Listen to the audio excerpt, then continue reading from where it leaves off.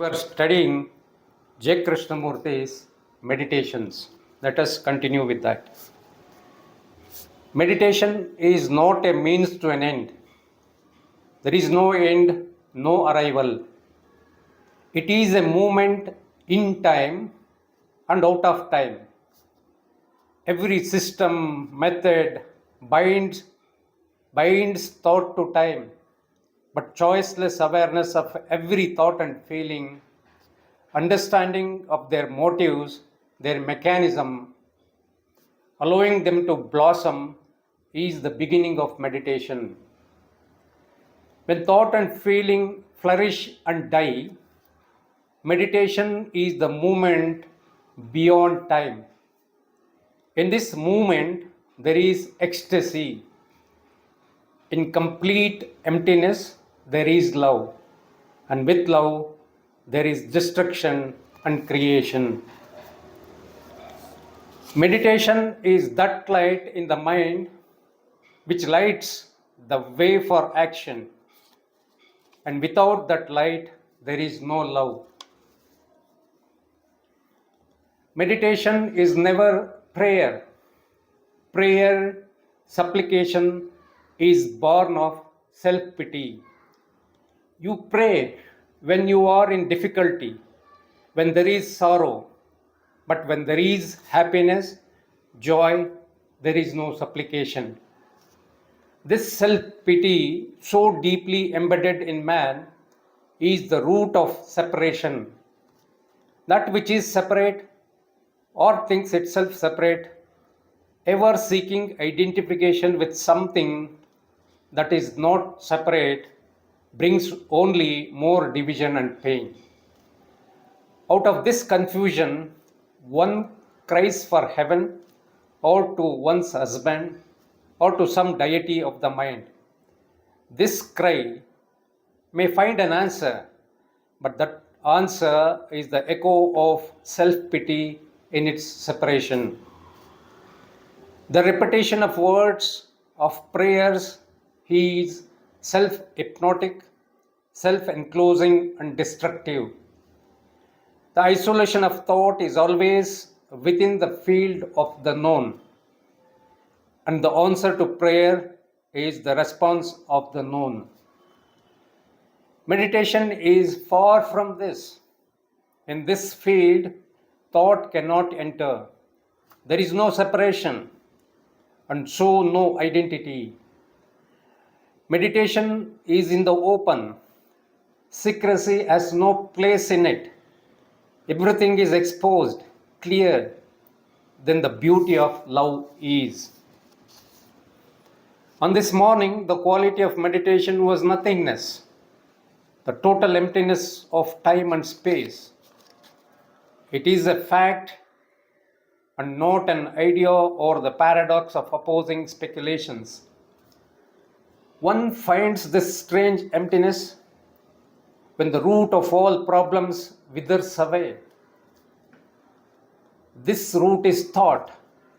The thought that divides and holds. In meditation, the mind actually becomes empty of the past, though it can use the past as thought. This goes on throughout the day and at night. Sleep is the emptiness of yesterday, and therefore the mind touches that which is timeless. Meditation is not the mere control of body and thought, nor is it a system of breathing in and breathing out. The body must be still, healthy, and without strain. Sensitivity of feeling must be sharpened and sustained. And the mind, with all its chattering, disturbances, and gropings, must come to an end. It is not the organism that one must begin with, but rather it is the mind with its options, prejudices, and self-interest that must be seen to. When the mind is healthy, vital, and vigorous, then feeling will be heightened and will be extremely sensitive. then the body, with its own natural intelligence, which hasn't been spoiled by habit and taste, will function as it should. So one must begin with the mind and not with the body. The mind being thought and the varieties of expressions of thought. Mere concentration makes thought narrow, limited, and brittle.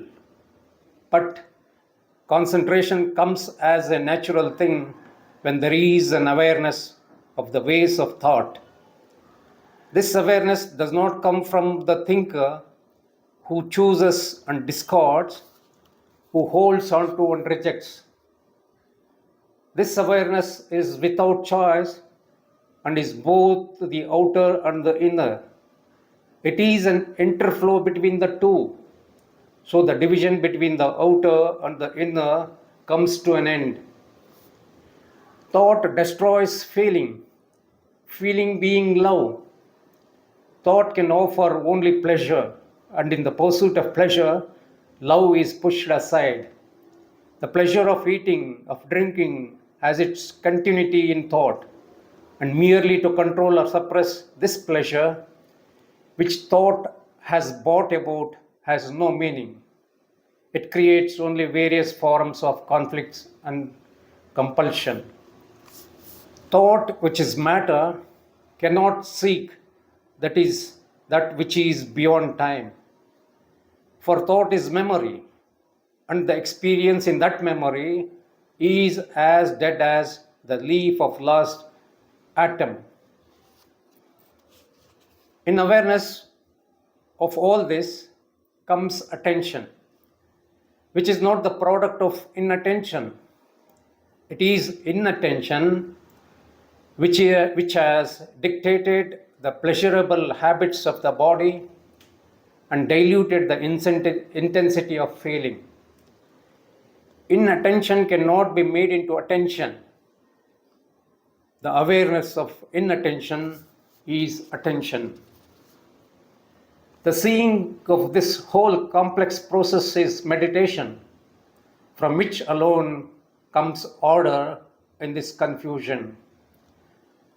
This order is as absolute as is the order in mathematics. And from this there is action, the immediate doing. Order is not arrangement, design, and proportion.